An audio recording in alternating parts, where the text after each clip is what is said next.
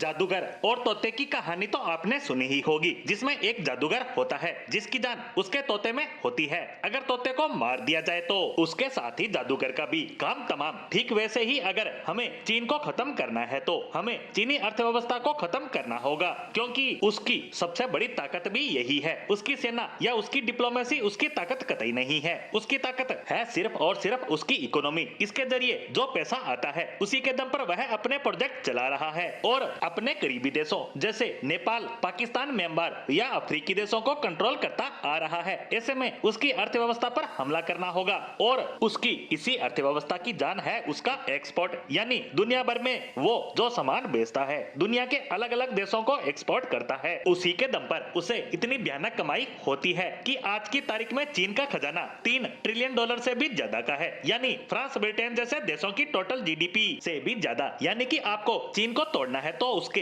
Export को टक्कर देनी होगी और ये काम शुरू हो चुका है। दरअसल खबर आई है कि चीनी एक्सपोर्ट पर जबरदस्त तरीके से डेंट लगा है। चीन के एक्सपोर्ट की ग्रोथ अक्टूबर महीने में 13% थी, लेकिन पिछले महीने उसकी ग्रोथ की रफ्तार में 50% की कमी आई है। वैसे तो ये कहा जा रहा था कि एक्सपोर्ट घटेंगे क्योंकि अमेरिका में डोनाल्ड ट्रंप राष्ट्रपति पद पर आने वाले हैं, लेकिन अभी उसमें वक्त है। लेकिन उससे पहले ही चीन के एक्सपोर्ट गिरना शुरू हो चुके हैं। ऐसे में आप अंदाजा लगाइए, जब ट्रंप राष्ट्रपति पद पर बैठेंगे और अपनी पॉलिसी लागू करेंगे जिसमें वो चीन पर 10 से 200% तक टैरिफ लगाने वाले हैं, इससे चीन के उत्पादों की कीमतें अमेरिका में बढ़ जाएगी और ये चीन के लिए सबसे बड़ा झटका है, क्योंकि चीन सबसे ज्यादा सामान अमेरिका को ही बेचता है, जो तकरीबन $500 बिलियन के करीब है। ऐसे में अगर अमेरिका ने ये कदम उठाया तो चीन की इकोनॉमी पर भयानक इफेक्ट पड़ेगा। लेकिन पिछले एक महीने से भारत में भी चर्चाओं का दौर चल रहा है कि चीन भारत से तो बहुत आगे है, वह ट्रंप से निपटने की तैयारी कर रहा है। ट्रंप चाहे कितना भी जोर लगा ले, वह